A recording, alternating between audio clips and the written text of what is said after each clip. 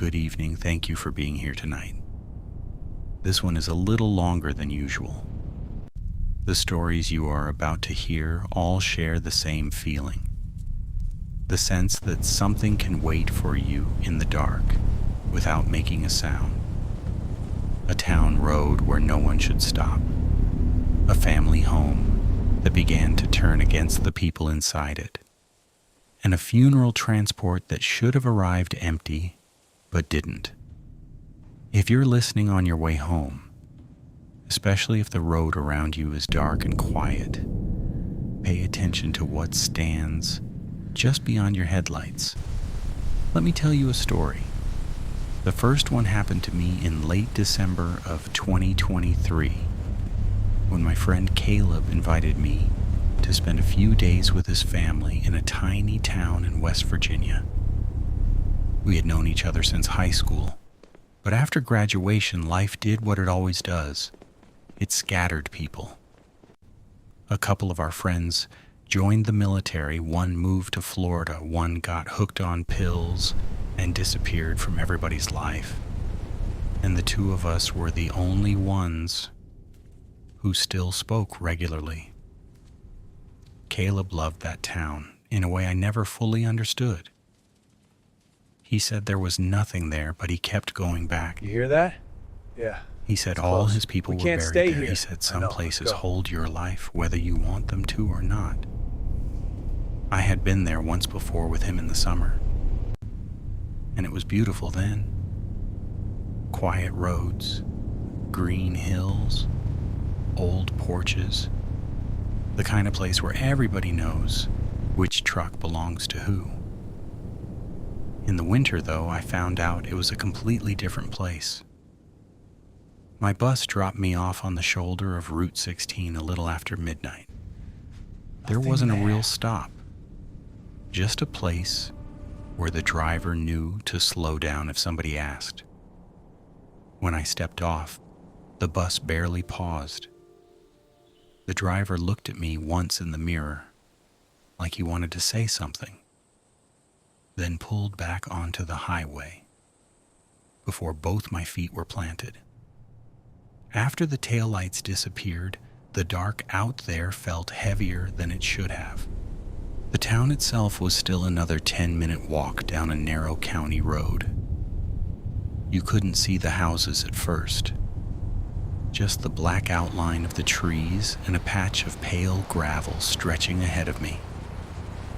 I pulled out my phone to text Caleb, but there was no signal. I remember too late the reception didn't really start until you were almost in town. So I just started walking. Out there, every sound travels differently.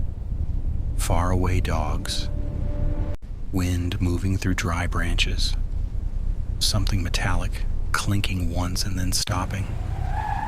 My suitcase wheels were too loud, so I picked it up and carried it instead. Maybe 6 or 7 minutes in, I saw a light ahead.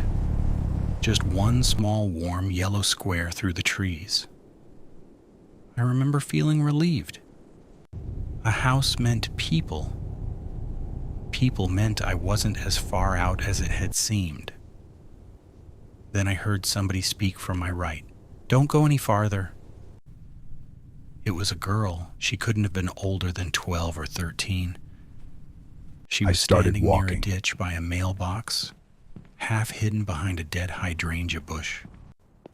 She had on a pale coat that looked too thin for that weather, and she was holding one of those cheap plastic grocery bags in both hands, like it had something breakable inside. I asked her if she lived there. She didn't answer that. She just said, "You need to stay off the road tonight." Her voice was low, almost flat, not dramatic, not like she was trying to scare me. That was part of what made it so unsettling. The weight of the past, heavy in my hands. I told her I was meeting my friend Caleb Turner, that his family lived in town, and that I was expected. At the sound of his name, she looked past me toward the highway, then toward the dark stretch behind me. "They're looking for someone," she said. If they see you before The you get to darkness his has been house, long, but a they'll light think it's flickers you. now. Hope is not lost. I asked her who they were. She tightened her grip I on the see bag you and there said, in the shadows. "The men from the church." That should have sounded ridiculous. It didn't.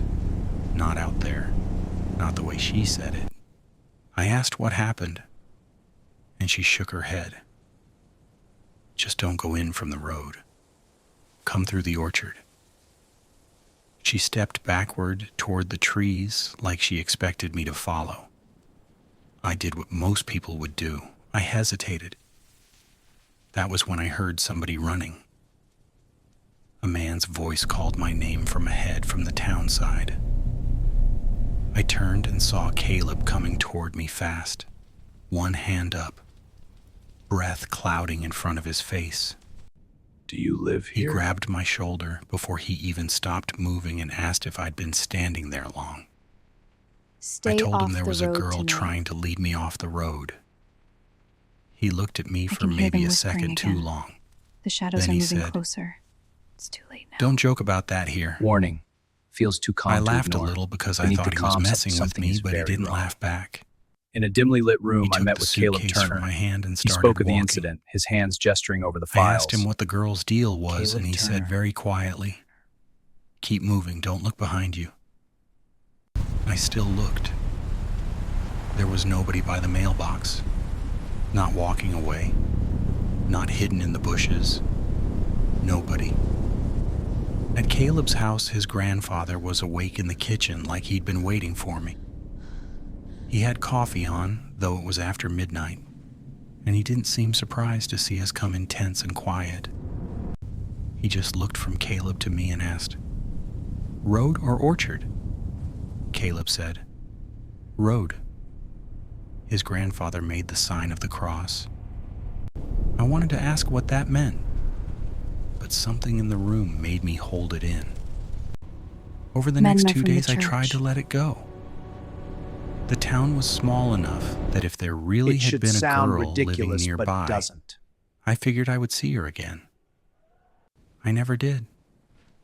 I saw kids on bikes, kids helping stack firewood, kids running in and out Come of through the yards, orchard. but not her. Nobody who looked like her. Nobody Caleb's aunt recognized from my description. On the second night, The after a room couple was of silent, beers but I in the knew I garage, wasn't alone. I took Caleb a step, then finally stopped, told me why listening. he'd looked so scared. A man from the church had disappeared years earlier after walking home from a winter revival. They found him in the orchard at dawn, frozen stiff, kneeling in the dirt like he had stopped to pray. After that, people started reporting a girl on the road late at night. She always warned them not to keep walking. If they followed her into the trees, girl they got tried to lost lead me. until morning. If they ignored her, they usually made it home. Usually. He said there were older stories too. Don't joke Stories about that here. something that learned what shape people trusted most. I told him I didn't believe in things like that. He said he didn't either until his cousin followed her. His cousin came back at sunrise without his coat and without any leaves the memory of where narrator's he'd grip. been, but The case for is months open after now. that he would What was wake sealed up with is now dirt under his revealed. fingernails Keep moving. and apple Don't look seeds in his behind you. mouth. I didn't sleep much that night. When it was time for me to leave, Caleb insisted on walking me all the way back to the highway. It was dusk when we started, and by the time we reached the stretch where the town lights disappear behind the slope, it was fully dark. Halfway there, Caleb No, touched this my can't arm be and said, happening. I can't believe what I'm "From seeing. here on, don't This is real, stop it's for real." anything. And if you hear somebody walking in the trees, don't match your pace to it." I asked him why. He said because if it thinks you can hear it, it comes closer. After that, we walked in silence. I did hear something in the trees. Not random animal movement, footsteps. Slow at first, then exactly in rhythm with ours. Road or orchard? When we sped up, it sped up. When we slowed for a pothole, it slowed Road. too. I never looked. At the highway shoulder, Caleb hugged me quickly and said, "If you ever come back, come in daylight." As I got on the bus, I looked through the window at him standing there alone by the road. The headlights swept once across the ditch and the mailbox. For half a second, there was someone else standing beside it. A girl in a pale coat, holding a grocery bag with both hands. And this time she wasn't looking at me, she was looking at Caleb. The next story was sent to us by a woman from East Texas. She asked that I not use her real name, so tonight we'll call her Elena. She said everything began the year her family finally started doing a little better. Her stepfather had worked construction most of his life, taking whatever jobs came in, and her mother cleaned houses and took in sewing when she could.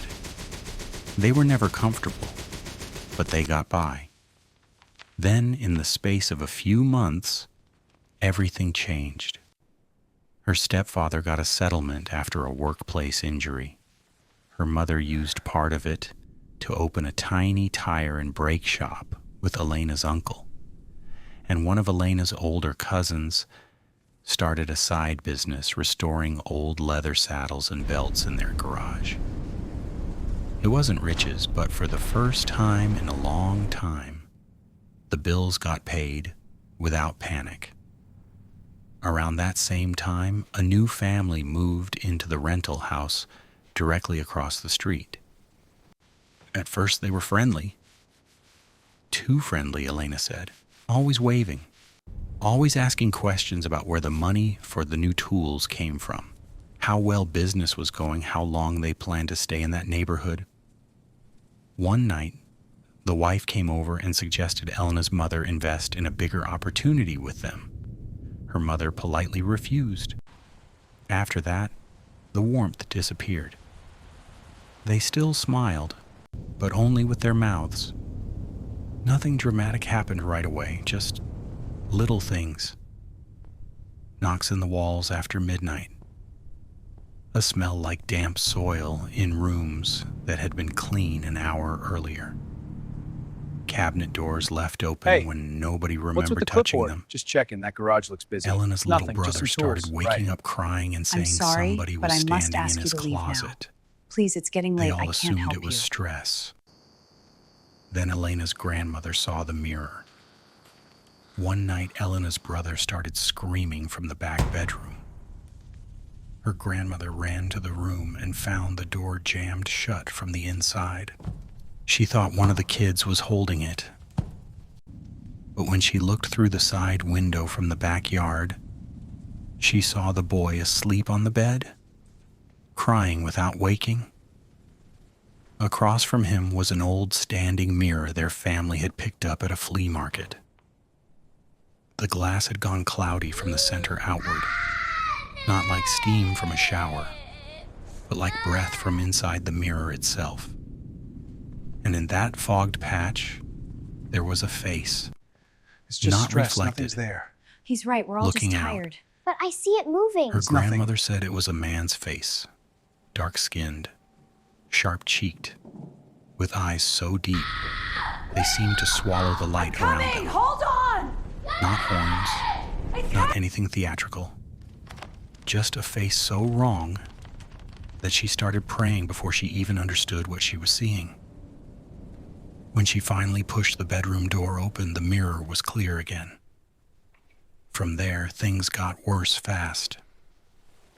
Elena's uncle fell from a ladder at the shop and shattered his ankle. The brake shop started losing customers. A transmission fire destroyed half their tools. Her cousin, who had never been a drinker before, started disappearing for days and coming back drunk and mean. The money dried up almost as quickly as it had come. Meanwhile, inside the house, the noises grew bolder. Somebody would call Elena's name from the laundry room when nobody was there. Her brother said hands pulled at his blanket at night. Once Elena woke up on the couch because She felt someone tugging her ankle hard enough to drag her 6 inches down the cushion. The family moved to a different house 2 miles away, thinking that would end it. It didn't. If anything, it got angrier. The first month in the new place, Elena woke up to find all 3 kitchen chairs turned to face the hallway. Nobody in the house admitted to doing it. A week later, every smoke detector in the house Elena? went off at 3:11 a.m. Elena? with no smoke anywhere. Then her younger sister started saying a man stood on the stairs at night and watched the living room without coming down. The adults tried not to talk about it in front of the kids, but fear changes a house, even when nobody says the word. For a while, they all slept in the same room downstairs. The night Elena says she will never forget happened in September. It was warm, but everyone kept hearing footsteps overhead, slow and heavy, from the second floor. They tried to ignore it. Elena's mother was reading aloud from a prayer book. Her stepfather had a baseball bat across his knees. The younger kids were half asleep on blankets in the living room. Then the footsteps stopped above the staircase. Not at the top. In the middle, like someone had paused there. Elena looked up and saw it. She said it was the shape of a man, tall enough that his head nearly touched the ceiling. But the strangest thing wasn't its size. It was the way it stood absolutely still, while the stair beneath it creaked, like there was real weight on it. She couldn't make out a face at first because the upstairs hallway was dark, but then one of the low lamps in the living room flickered and she saw 2 eyes catch the light. Not glowing, reflecting, like an animal's. Her grandmother began praying louder. Her mother joined in. Elena's brother was crying so hard he could barely breathe. Her stepfather stood up with the bat, then froze when the thing took 1 slow step lower. A scraping sound came from the front porch at the exact same moment, as if something else outside had heard the prayers and wanted in. Elena said her grandmother told them all to shut their eyes and keep praying no matter what they heard. They did. From the staircase came 3 heavy steps, then a wet, dragging sound, then a single bang against the wall hard enough to rattle the framed photos. Outside, something moved across the siding like claws or nails. Then, just as suddenly, it Oh all Lord, stopped. please hear my prayer. I am In the so afraid. silence Please that protect followed, her us. Deliver us stepfather from opened evil, the I front beg you. door. Heavenly There were Father, 4 protect us deep this night. marks From the shadows and in the the dark. paint Amen. beside Keep the us safe. handle, long enough to reach from the deadbolt down to the mail slot. The next day, Elena's mother took the family to an old woman outside town who was known for doing cleansings. The woman listened to the whole story, then asked one question. Had anybody brought mirrors from the old house into the new one? They had. Not just 1, 3. The woman told them somebody had laid work on the family, not on one person, but on the household itself. She said that if the curse had found a reflection to settle in, it would keep moving wherever they moved. She told them to cover the mirrors, remove them before sunset, and break them far from the house without speaking a single family name while they did it. Elena's mother and grandmother did exactly that. They drove the mirrors out to a field road and wrapped them in black contractor bags. Elena's mother said that when the first one shattered, the bag inflated for a second like something inside it had taken a breath. After that, the activity did lessen, not disappear. Lessen. The voices stopped. The dragging in the hallway stopped. Nobody saw the man on the stairs again. But Elena said the bad luck never completely left them. Her parents still fought more than they used to. Her uncle never fully recovered. And the mirrors? Her brother still refuses to sleep near mirrors. And every now and then, if the house is quiet and the hallway is dark, she catches herself glancing at the glass of the picture frames, expecting to see someone behind her who isn't in the room. For the next one, we'll go farther north. This story came from a man named Lucas, who was living in rural Kentucky in 2019. At the time, he played bass in a wedding band and often drove home alone after late gigs on back roads that cut through old towns and older cemeteries. One Saturday, they finished playing just after 1 a.m. at a reception outside Somerset. Another musician needed a ride home because his truck wouldn't start. So Lucas dropped him off first, then took the long route back because it usually saved him 20 minutes. He said that night the road felt wrong from the beginning. There was no moon, no traffic, no houses with porch lights, just trees This has to stop. and What the do you want from occasional me? reflective post The truth for once. flashing in You his can't handle headlights. it. He had the radio off and was driving slower than usual because the dark seemed thicker than it should have been. At some point, he passed what looked like a person standing on the shoulder. He didn't get a good look the first time. Just the shape of someone in dark clothes with one arm slightly raised. A minute later, the engine died. Not sputtered, died. The dashboard went black. The headlights cut out. Power steering vanished. He coasted to a stop in total darkness so sudden it felt like a curtain had been dropped over the windshield. He tried the key once, twice, 6 times, nothing. Then he heard knuckles on the passenger window. 3 slow taps. Lucas said every part of him knew not to look, but of course he did. Outside, the glass was a woman. Not old, All right, here not we are. young. Stay safe. Yeah, thanks. You Wet too. hair hanging in strings See you. around her face. A hospital bracelet still on one wrist. Her clothes looked soaked through. She wasn't banging or begging. She just leaned slightly toward the window and pointed down the road behind him. He cracked the window less than an inch and asked if she needed help. She said very calmly, "You're parked in front of where they buried me." Then all the power came back at once. The headlights flared on so hard it hurt his eyes. When he looked back to the window, there was nobody there.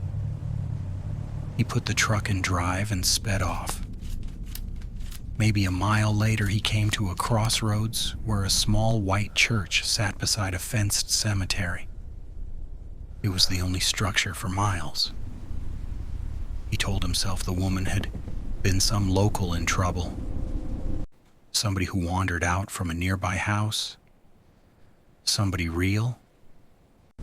Then he saw the fresh dirt at the far edge of the cemetery, caught in his headlights as he passed, was one new grave with flowers laid across it. On the temporary marker, there was a photograph clipped beneath the name. He only saw it for a second, but it was her. Same wet hair, same face at the passenger You're parked window. in front of where they buried me. Lucas nearly put the truck in the ditch. He drove the rest of the way home, shaking so hard he had to sit in the driveway for 10 minutes before he could get out. The next morning, he went back with his brother in daylight because he needed to prove to himself that fear had distorted what he saw. The church was there. The cemetery was there. And so was the grave. The name was Eleanor Shaw. The date of death was 2 days earlier. Her obituary, which Lucas later found online, said she had died in a single Just keep car it crash steady. Stay after on the road, losing Lucas. control in heavy Don't rain think, on just that drive. exact stretch of county road. The service had been held the previous afternoon. Lucas said he would have accepted all of that as a bizarre coincidence, if not for one last detail. When he got home from revisiting the cemetery, he washed his truck. Mud rinsed off the tires. Dust came off the doors. But on the passenger window, right where the woman had leaned in, there was a handprint on the outside of the glass that would not wipe away. It wasn't made of dirt.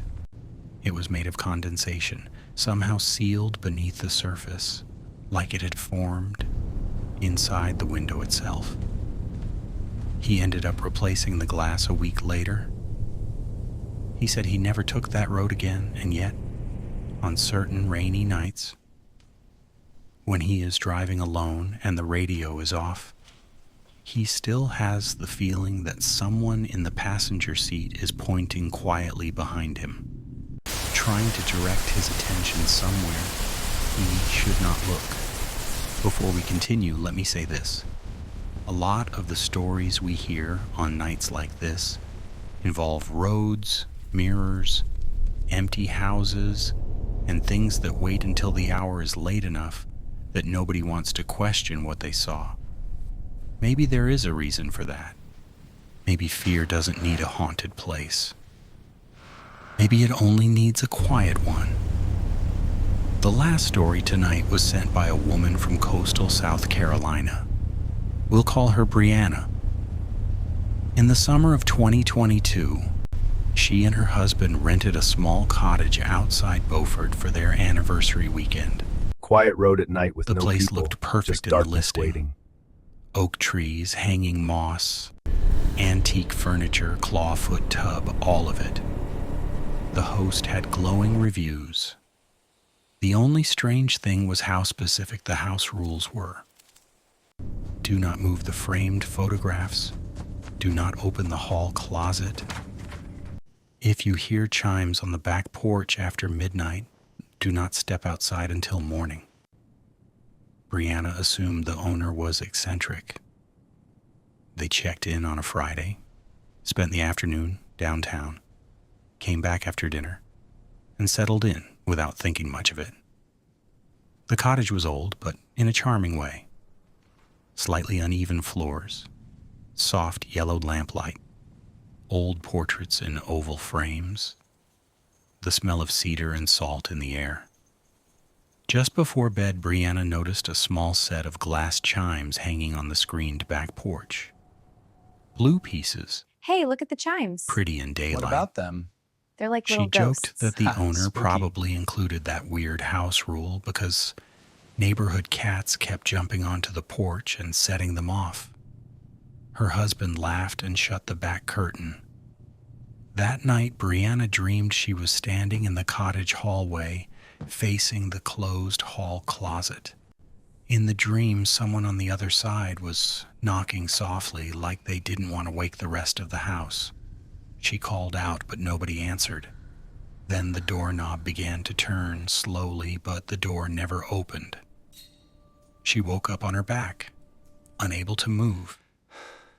At first, she thought it was sleep paralysis. Then she heard the chimes. 2 soft notes from the porch. Her husband was beside her, breathing strangely, like he was trying to wake up from underwater. Brianna forced herself to move one finger, then her hand, then finally sat up. The room was dark except for a line of pale porch light leaking through the curtain. Again, the chime sounded. Not windblown, David. deliberate. David. 2 notes. Pause. 2 notes. She whispered her husband's name. He didn't answer. He was sweating and grimacing in his sleep like he was trapped in a nightmare. Then something knocked from inside the hall closet. Not loud, just once. Brianna said the fear she felt was so immediate and so physical that it overrode any common sense. She almost got out of bed to wake her husband and leave right then, but as she stood, she remembered the rule about the porch. and for some reason that frightened her more than the closet did. So instead, she turned on the bedside lamp. The knocking stopped. Her husband jerked awake at the same moment, coughing hard like he'd had something caught in his throat. He asked why the room was freezing. Brianna told him she'd heard something in the hall, but she left out the closet and the dream because she didn't want to poison the rest of the night. By morning, they were embarrassed enough to laugh it off. That lasted until breakfast, when they found one of the framed photographs on the living room wall lying face down on the floor. Neither of them had touched it. It wasn't cracked.